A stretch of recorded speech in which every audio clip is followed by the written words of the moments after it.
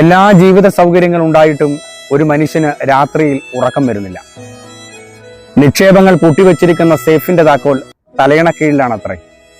ജനലുകളും വാതിലുകളും അടച്ചിട്ടുണ്ടോ എന്ന് ഇടയ്ക്കിടയ്ക്ക് എഴുന്നേറ്റ് നോക്കുന്നു. സംശയം തീരുന്നില്ല. അസ്വസ്ഥനാണ്. ഉറമ്പുകളെ പോലെ ഉറക്കം വരുന്നില്ല. ബിസിനസിനെ കുറിച്ച്, ഡിപ്പോസിറ്റുകളെ കുറിച്ച്. ധനം മാത്രമല്ല കേട്ടോ, സ്ഥാനങ്ങളും അധികാരങ്ങളും ഒക്കെ ഉള്ളിൽ ഇത്തരം ഭയം ഉളവാക്കും. ടോൾസ്റ്റോയുടെ ഒരു കഥയുണ്ട്. വൃദ്ധരായ ദമ്പതികൾ ഏലിയാസും ഷിമോഗയും. ഒരിക്കൽ ധനവാന്മാരായിരുന്നു, പക്ഷെ ഇപ്പോൾ മുഹമ്മദിന്റെ വീട്ടിലെ കൃഷിപ്പണിക്കാരാണ്.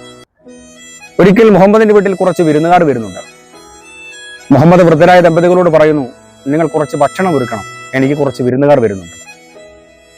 വിരുന്നു കഴിഞ്ഞു. എല്ലാവരും ഭക്ഷിച്ച് തൃപ്തരായി മടങ്ങിയപ്പോൾ വന്നവർക്കൊരാഗ്രഹം, ആരാണ് ഞങ്ങൾക്ക് ഭക്ഷണം ഉണ്ടാക്കി തന്നത്, അവരോടൊരു വാക്ക് നന്ദി പറയണം.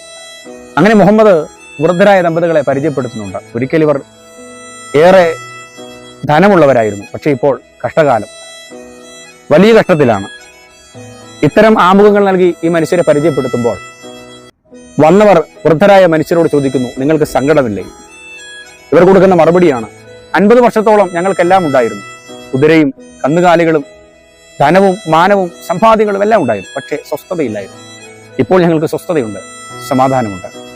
ഒരു കഥയിലെ നായകൻ വില്ലനോട് പറഞ്ഞതുപോലെ, പണമുണ്ടെങ്കിൽ ആനയും വാങ്ങാം, കുതിരയും വാങ്ങാം, പോത്തിനെ വാങ്ങാം, പക്ഷേ സ്വസ്ഥതയും സമാധാനവും അത് പണം കൊണ്ട് വാങ്ങാൻ കഴിയില്ല. അർഹമല്ലാത്തത് വിട്ടുകളയും, ഇല്ല എങ്കിൽ അർഹിക്കുന്നത് പലതും നഷ്ടപ്പെടും.